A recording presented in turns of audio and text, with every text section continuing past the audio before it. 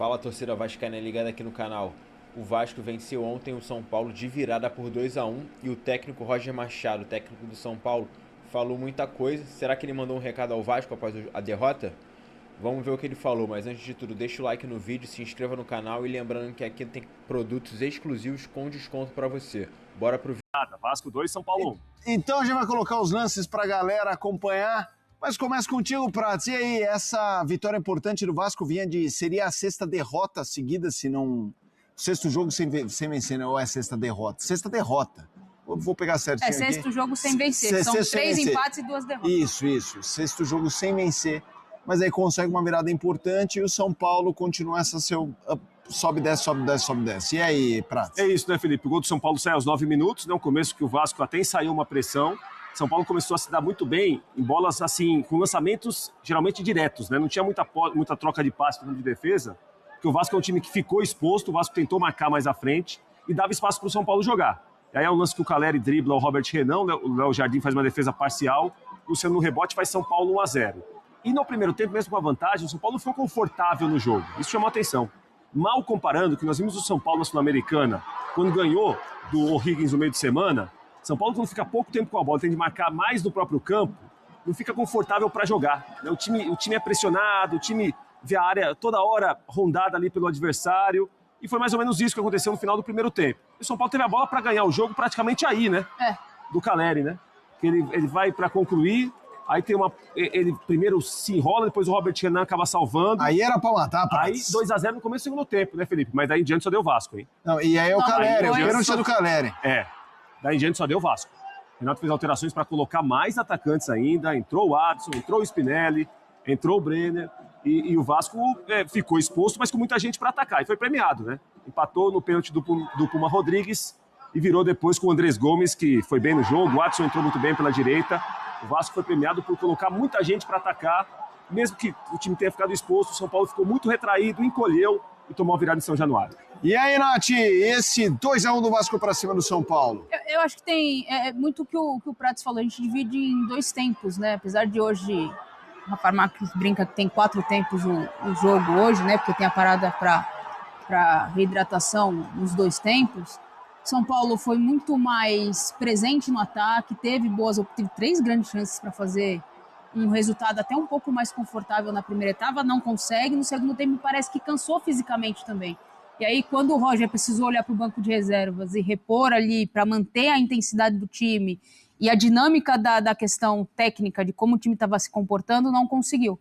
E aí você tem um Vasco que, quando olha para o banco, consegue fazer algumas alterações importantes porque não funcionou na primeira etapa e consegue fazer pressão num São Paulo que, repito, para mim, pregou fisicamente na segunda etapa. Parecia um time cada vez mais com as linhas mais baixas, um Vasco pressionando e empurrando, tem mérito do Vasco também, mas a gente viu um Vasco sendo muito superior até na questão física, nas divididas, na vontade, ali na entrega, e o São Paulo viu a virada depois de perder um lance quase que claro, né? O Caleri, a gente sabe que tem uma capacidade de entregar gols ao São Paulo, mas não dá para perder os gols que ele perdeu e ainda na sequência que perdeu. Mas o São Paulo acho que acabou se complicando no jogo, muito pela questão física também. Mas precisamos falar de quem ganhou, né? O Vasco aparentemente o Vasco da Gama ganhou. E ganhou bem, merecendo 2-1. O time volta para o top 10, é o 9º nesse momento. Precisava voltar a vencer. No Brasileiro eram 3 jogos sem vitória, 2 empates e 1 derrota. Quando assume o Renato Gaúcho, o Vasco ganha jogos importantes, é Palmeiras, Grêmio e tudo mais, e depois dá uma parada. E aí, qual é a realidade do Vasco? O que vocês esperam desse Vasco da Gama, assim, numa base mais regular? Começa aí, Nath. Acho que, como boa parte dos times que ainda não conseguem ter o poder de investimento para ter um elenco com uma profundidade como tem outros, Palmeiras, Flamengo, o próprio Cruzeiro, que tem um pouco ali de opções, que o treinador consegue olhar para o banco e mudar a característica do jogo, mudar a estrutura, pensar num outro repertório, vai ser jogo a jogo. O Vasco não fazia uma boa partida. Era mais um jogo em que o Vasco tinha muita dificuldade na primeira etapa, tinha dificuldade para chegar à área do adversário, não tinha aquelas chances absurdas, espetaculares. Acho que teve uma bola na trave ainda no primeiro tempo. Mas foi no segundo tempo, com o ajuste do que entendeu também o Renato, da reação do São Paulo. Quando o São Paulo começa a recuar um pouco, ele percebe a questão física, ele coloca jogadores de velocidade para gerar um pouco mais de intensidade e profundidade no jogo, né? Arrastar ainda mais o adversário. Agora, é jogo a jogo, pedaço a pedaço. A oscilação entre os times no Brasil é muito grande, especialmente para times que têm uma condição de elenco um pouco mais enxuta, né? Mas é um Vasco que já mostrou com o Renato Gaúcho que consegue ser competitivo, consegue ser um pouco mais agressivo. Agora, a manutenção disso passa muito pela manutenção dos seus atletas. Aí é suspensão, é lesão, é questão de jogos. O Vasco já sinalizou que a Sul-Americana não é a sua prioridade, então consegue descansar alguns jogadores importantes que talvez estejam com CK muito alto para lesionar. Eu acho que vai passar a primeira expectativa, 45 pontos. E a gente tem que lembrar que a partir do segundo semestre, talvez o Vasco tenha uma nova SAF, né? Um novo dono.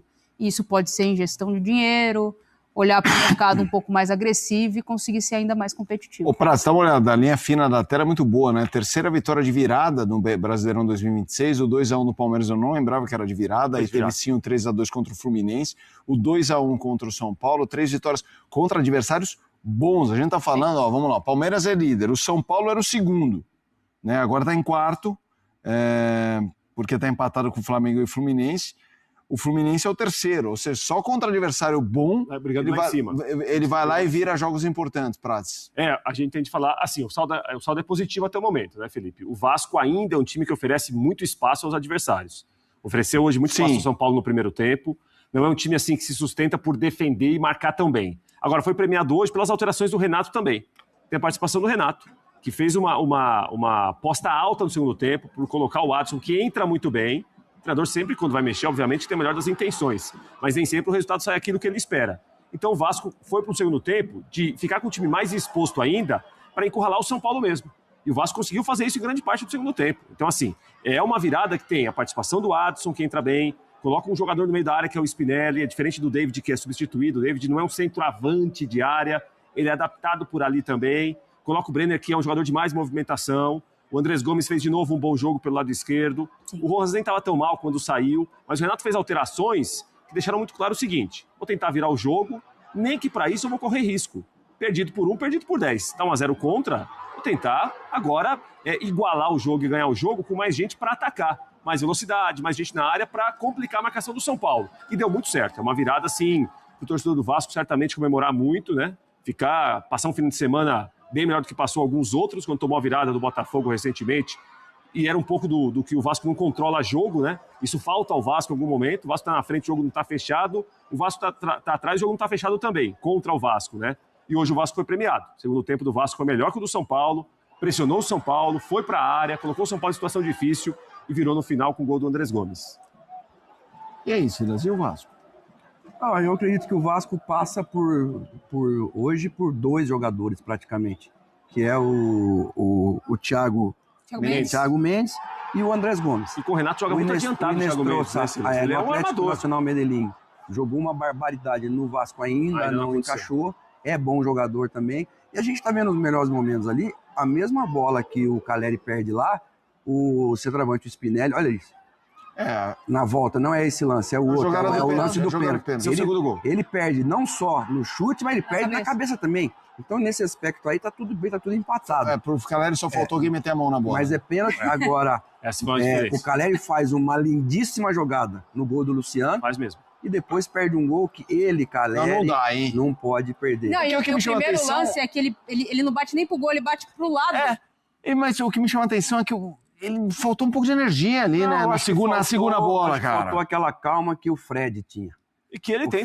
Ele tem. Também, né? Mas não teve nesse. Não teve mesmo. A gente já viu o Caleri perder gols, perdeu contra o Botafogo na Copa Libertadores. Sim. Esse tipo de gol. Ele, Caleri, não pode perder. Tudo bem que um cara fantástico, que batalha sozinho, muitas vezes fica sozinho lá na frente. Mas ainda respondendo a sua pergunta, fez sobre o Vasco no meio, ele tem o Cauã Barros, ele tem o Thiago Mendes, depois ele tem o Hugo Moura. Então, assim, também não é um time que tem, sabe, quantidade de jogadores para mexer. Agora, essa vitória vem num bom momento contra um São Paulo que na Sul-Americana vem bem. E o Luca, depois desse lance, não precisava ser substituído. Cara, você faz uma jogada dessa, Mantém, né? Mantém o menino. Calma, a jogada dele no jogo. Segura mais um pouquinho. A jogada que ele fez no jogo foi essa, né? Porque eu brinco até que o banco de reserva, quando há substituição, não pode ser o Kinder Ovo. Cada vez que você abre é uma surpresa diferente. Não, o cara tem que melhorar o nível, subir. E menino, quando entra no lugar de menino, pode acontecer igual que o TT não entra mal, mas também não entra bem. Cara, esses meninos, o que o Adson fez, o TT não conseguiu fazer. Sim. É diferente. Uma das diferenças do jogo entrou, mudou, veio, chutou, isso, participou sim. muito mais. Então é isso. Acho que faltou. E o grande problema do São Paulo tem nome. Qual é? Dorival Júnior. A fantasma, esse é o grande problema do São Paulo. Ele não tá trabalhando, não. Mas é uma sombra gigante. A torcida não quer saber. O torcida age com o coração, mas é cara que lá dentro se fala muito, fica nos corredores, e enquanto ele não estiver trabalhando, ele vai ser essa sombra gigantesca para o Roger, como já aconteceu em outros lugares, aconteceu no Flamengo com o Jorge Jesus. Jorge Jesus, mesmo trabalhando, só se falava em volta de Jorge Jesus no Flamengo, e hoje o Dorival é essa sombra gigante que, infelizmente, lógico que ele não quer isso, mas atrapalha o trabalho do Roger. E hoje, a única forma do Roger se manter lá é ganhando. E desempenhando, né? Porque quanto o Rings não consegue desempenhar da forma que o torcedor esperava. Sim. Principalmente jogando em casa. Mas o Rings tinha Sarrafiore e tinha Gonçalves Franco. Gonçalves Francisco, que eram os dois. Que fazia o quê, Nath? Pegava na bola, ficava com a bola. Hoje o Adson estava fazendo a vez do meia, quando ele vinha por dentro. Entrou muito bem no jogo. Ele, Thiago Mendes, tocando a bola ali. Muito bem, o Adson. Hugo Moura. Isso o São Paulo não tem hoje, por isso sofre tanto. Sofreu muito. Fez o gol, quer fazer o gol, tava igual. Faz o gol do Luciano, e aí recua, Vasco vem para cima. Já no primeiro tempo era para ter feito o gol do empate. A gente já vai falar mais do São Paulo. Estamos na expectativa do Roger Machado e a sua entrevista, assim como o Renato. Teto do Vasco da Gama, Prats e Nath, qual é? O que dá para esperar de Brasileirão? Claro, a gente podia entrar em outras competições, essa semana tem Copa do Brasil e tudo mais, mas focando em Brasileirão, é ficar ali no top 10? É a primeira página da tabela ou isso já é mais do que você esperaria há algum tempo, Prats? Não, eu imagino que tem uma condição de ficar no meio da tabela. Meio de tabela pode ser um top 10, pode ser perto dali. O Renato sempre deixou bem claro quando ele volta ao Vasco, né, que o objetivo era um campeonato seguro. O que é um campeonato seguro? Olhar para a zona de rebaixamento e sempre ver ali 8, 9 pontos atrás. Que é o campeonato que o Vasco faz hoje, né? Eu acho que o Vasco viveu ali, inicialmente, muito de um começo, de um treinador que conhece muito a parte do campo, mas também conhece muito de ambiente. Isso é um mérito grande que o Renato tem. Mudar o ambiente, mudar a maneira que o jogador vai acreditar, que vai assimilar o que ele vai passar. Isso entra na conta também. O Vasco ganhou jogos muito duros no começo da era do Renato Gaúcho. Depois há uma oscilação ali. Acho que o time vai sofrer em muitos jogos por não controlar o jogo. Fica muito um jogo laicar, mas é muito do que o Renato viu para esse time, a curto prazo, pelo menos. Eu acho que é um time para o trabalho do Renato deixar no meio da tabela. Meio ali, talvez top 10, se não tanto perto dali, não muito além disso, mas também não para ficar correndo toda hora risco de olhar para baixo e ver sempre o fantasma ali de escapar de zona de rebaixamento. E tem a possibilidade com um cara que conhece muito a competição, né, copeiro, sim, a Copa do Brasil. Também acho. Porque é uma premiação interessante para um time que precisa, né, não só o Vasco, como a maioria dos times no país precisam dessa entrada de premiação, mas pode ser também um caminho. Já que você abre mão de uma Sul-Americana, você está olhando mais para as competições nacionais.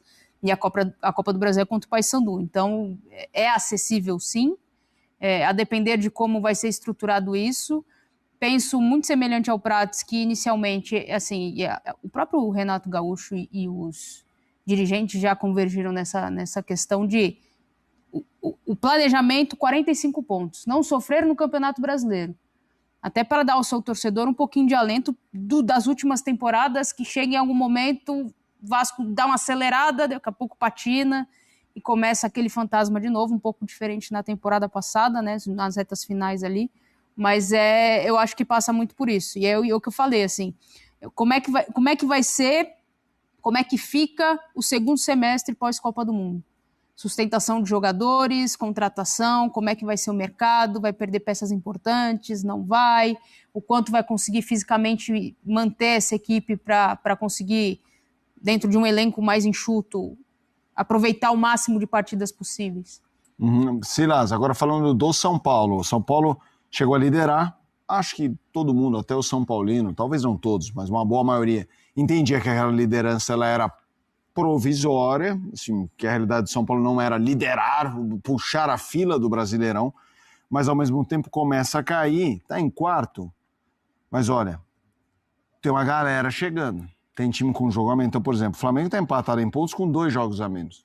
O Fluminense agora com um jogo a menos, o jogo da rodada que é contra o Santos. Isso. Então, acho que foram 2 tempos distintos, né, em que a gente conseguiu, dentro da característica do jogo, né, que era um jogo, né, de busca de contra-ataque, e o Caleri sustentando, né, de primeira bola, a gente conseguindo construir. Conseguimos o nosso gol e tivemos aí pelo menos mais uma oportunidade de sair vencedor no segundo tempo com 2-0. Mas no segundo tempo, diante da mesma característica, né, que o Vasco se propôs no primeiro, né, com 2 pontas mais abertos, seguiu lançando as bolas para a área, né? E no segundo tempo, em função da gente defender um pouco mais baixo, a gente não conseguiu conectar esses contra-ataques que levasse o Vasco para dentro do seu campo novamente, né? E os 2 gols tiveram, embora, né, foram diferentes, mas tiveram a mesma origem, né? Os cruzamentos, uma penalidade, né? E depois um bate-rebate também, mas dos cruzamentos laterais ali, né, que houveram, e nós conseguimos, né, rechaçar no primeiro momento, mas houve um rebote. Né, não foi por iniciativa, né, que a gente, né, desceu mais no campo, mas foi em função do Vasco ter nos empurrado e a gente não ter conseguido encaixar bons contra-ataques, né? As substituições, né, foram nessa direção, né, foi, né, para com o Tapia ter um jogo mais físico também, né, e um segundo atacante que sabe buscar profundidades, né, mas não foi possível, né, uma derrota que a gente lamenta muito, né, de um primeiro tempo bom e um segundo tempo abaixo. A torcida cantou, abre aspas, que o Vasco é o time da virada, e os jogadores obedeceram em campo. Na noite deste sábado, a equipe vascaína saiu perdendo para o São Paulo em São Januário com um gol de Luciano, mas virou para 2-1 no segundo tempo, pelos pés de Puma e Andrés Gomes. Voltou a vencer depois de 5 partidas e pegou o elevador do Campeonato Brasileiro, enquanto o time tricolor, que começou a rodada com a expectativa de se aproximar do líder Palmeiras, agora está ameaçado a sair do G4. Com a vitória, o Vasco foi a 16 pontos e ganhou provisoriamente 4 posições na tabela, saltando para o 9º lugar. Já o ex-líder São Paulo, estacionado nos 20 pontos, caiu da 3ª para a 4ª posição e ainda corre risco de sair do G4 na rodada se o Bahia ou o Atlético Paranaense ganhar seu jogo neste domingo. Essas foram as notícias do Vasco. Deixa o like no vídeo, se inscreva no canal e até a próxima.